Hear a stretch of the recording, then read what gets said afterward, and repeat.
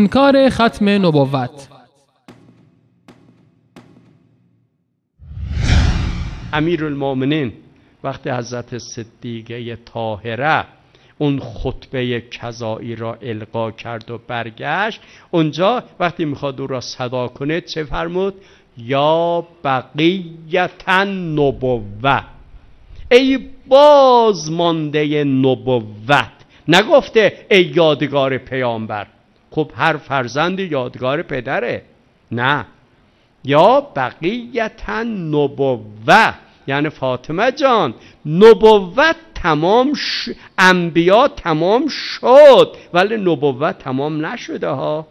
تا فاطمه هست ادامه اون نبوته، تا امیرالمومنین هست نفس پیامبر ادامه نبوته، تا مولای ما آقای ما آقا بقیت الله هست هنوز بقیه دارد، هنوز همه تعالیم به بشر نرسیده.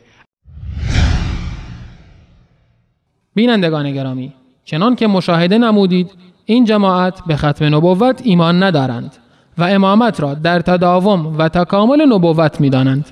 به همین خاطر است که امامان را معصوم و عالم الغیب می‌دانند و آنها را از همه انبیاء الهی برتر می‌دانند. چنان که خمینی در کتاب حکومت اسلامی می‌گوید امامان ما مقامی دارند که ملائکه‌های مقرب و رسولان فرستاده شده به آن نرسیدند. ما از این آخوندها می‌پرسیم اگر واقعا نبوت ادامه دارد و هنوز همه تعالیم به بشر نرسیده، پس چرا خداوند خبر از تکمیل دین داده فرموده است اليوم اکملت لكم دینکم و اتممت علیکم نعمتی و رضیت لكم الاسلام دینا. امروز دینتان را برای شما کامل نمودم و نعمتم را بر شما تمام نمودم و اسلام را به عنوان دین برای شما پسندیدم. و چرا پیامبرش را خاتم النبیین معرفی کرده فرمود ما كان محمد ابا احد من رجالكم ولكن رسول الله وخاتم النبيين وكان الله بكل شيء عليما. محمد پدر هیچ یک از مردان شما نیست، بلکه فرستاده الله و آخرین پیامبر است و الله بر هر چیزی داناست. و چرا فرموده است که بعد از انبیا حجتی وجود ندارد؟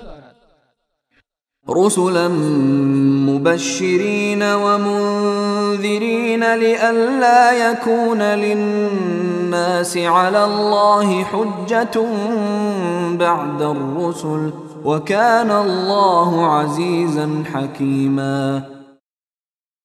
پیامبرانی مژده‌رسان و بیم دهنده برانگیختیم تا مردم پس از ارسال پیامبران عذر و بهانه‌ای در برابر الله نداشته باشند و الله غالب با حکمت است. كبرت كلمة تخرج من أفواههم إن يقولون إلا كذبا. گفتاری که از دهانشان خارج می شود بسیار بزرگ است و چیزی جز دروغ نمی گویند.